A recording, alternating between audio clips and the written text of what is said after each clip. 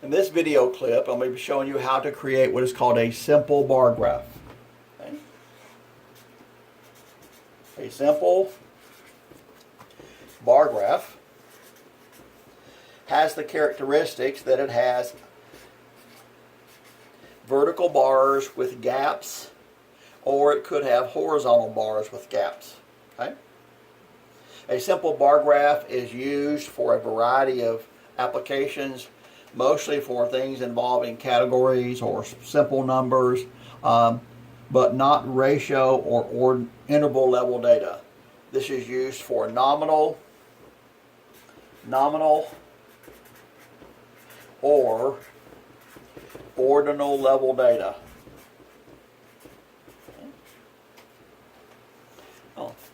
I'm going to draw a vertical bar graph because it's easier for me with how my camera is oriented.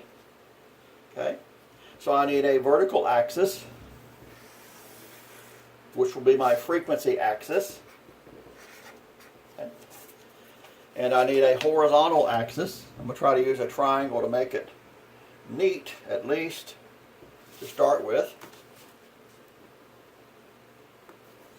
A horizontal axis.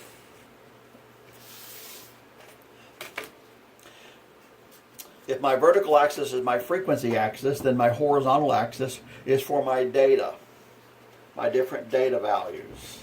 Okay? Well, you go back and use the information we found in the categorical frequency table a while ago about the M&M. So we're going to make a bar graph of our M&M data. We had 6 colors with various frequencies. To make the bar graph, we don't need either percents or degrees. We just need class and frequency. So for right now, I'm going to turn back to my graph, and I need to locate and create 6 bars with 6 frequencies. Okay. In a simple bar graph, you always leave a space on the left-hand side. Okay. So I'm going to put a space here, start the left-hand side of one bar. And just for convenience, I'm going to use this triangle to help me keep things organized. So I'm going to make this bar this wide.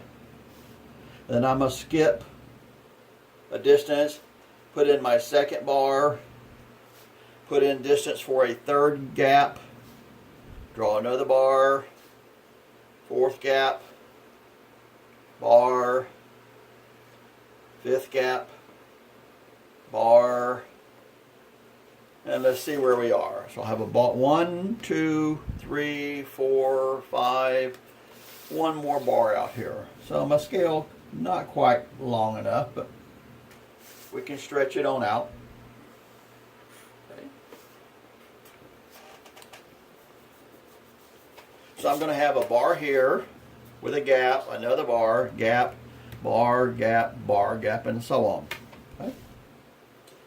To determine what numbers to put along the frequency, you need to look back at your table to find out what the maximum frequency was. In my table, the highest frequency in the table was a 6, which was brown. So I don't need to go any higher than, much higher than 6 on my frequency scale. Okay.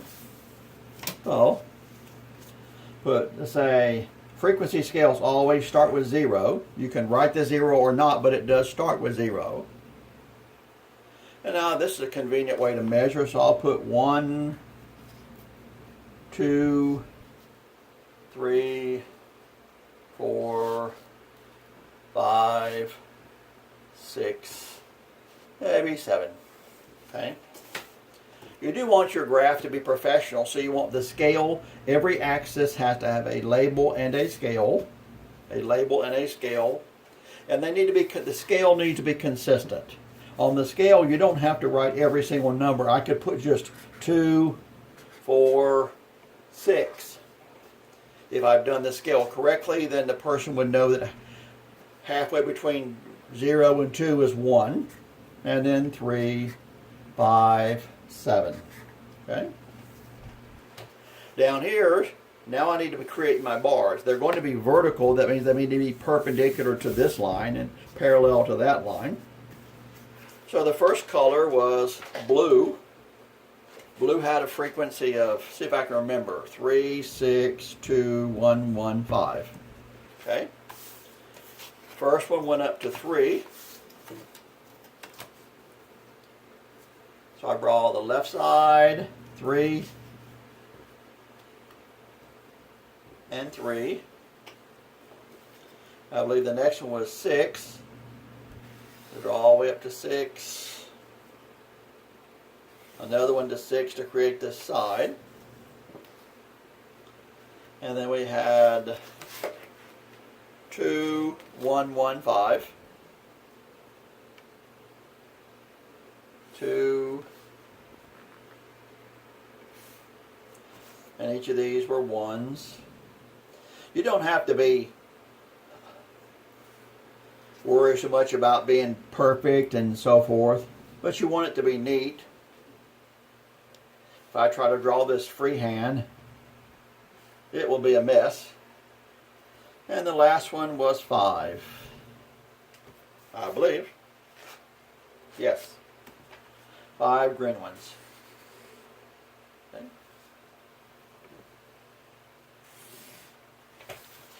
So I need to put a top on each of my bars. 3 and 6 and 2,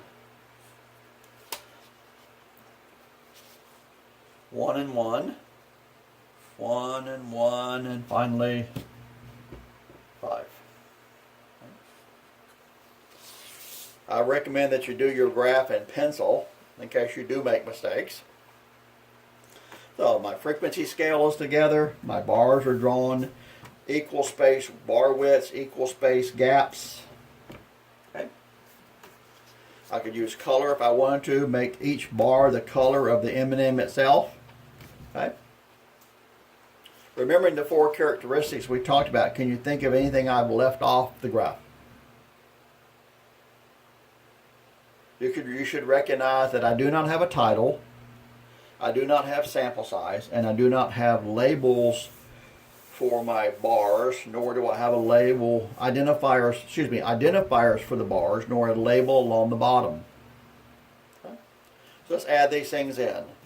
Okay, the title will be Colors of Caramel, C-A-R-A-M-E-L, M&Ms. Okay. And N was 18. 18 M&Ms. Okay. Along the bottom scale, I have 2 choices. If I have adequate space, I could draw a legend with colors and then write the words beside them, but that would fill up this space. In this case, I have space down here, so I'm going to put the colors. Okay. See if I can write them neatly. Turn myself at an angle here. Blue, brown, yellow and red,